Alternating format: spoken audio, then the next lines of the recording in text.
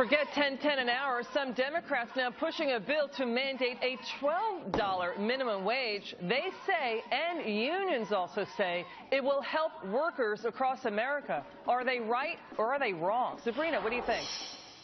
No, they're wrong. Artificially, manipulating wages is going to be a jobs killer. Look, I'm sure I'm not alone that I walk into a local chain drugstore all of the time, and there is one employee who works there. It is a security guard because every single thing has been automated in that store.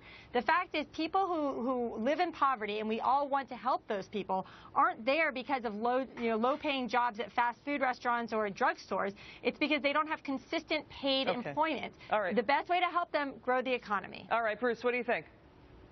Well, I think this is a trend that companies are doing anyway. I mean, you look at Aetna, and they're raising their minimum wage to $16 an hour, and I think the companies that do this end up getting a halo effect. And I think even proposing legislation gives other companies a little goose to get with the program. But, John, federally mandated minimum wage, I mean, as Michael Zaney, he'll probably say, why not just let it go to infinity? What do you think?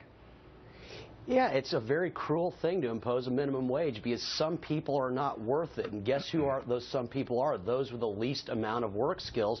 And you're keeping those who most need work experience out of the workforce altogether. Mike, what do you think? Well, the reason why the labor unions like this proposal of raising the minimum wage, Elizabeth, is because they bargain for their wages based on what the minimum wage is for other employees. So the higher the minimum wage goes, the higher they can bargain when they do collective bargaining to try to get a job or something. So that's how it benefits them.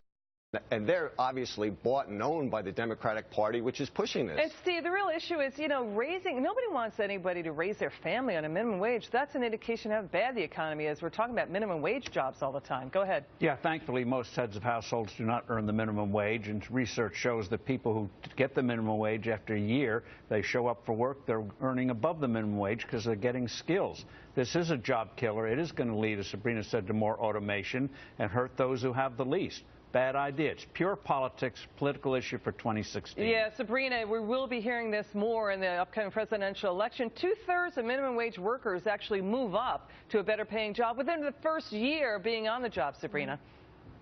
No, that's exactly right. And I think one of the things is that on the right, there's a fear that you can't actually come out in opposition to this. But the reality is that when you explain to voters, you explain to people why this will hurt them, people understand. You have to maybe, spell it out, but people get that regulations, end up hurting the economy, hurting jobs, allowing for fewer, wage negotiations. John Tamny, final point.